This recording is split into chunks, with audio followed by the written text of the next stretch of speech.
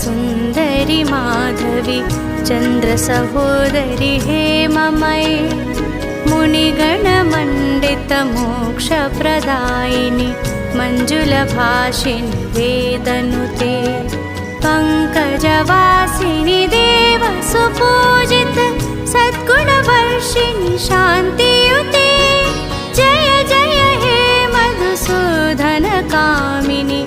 आदिलक्ष्मि सदा पालय माम्।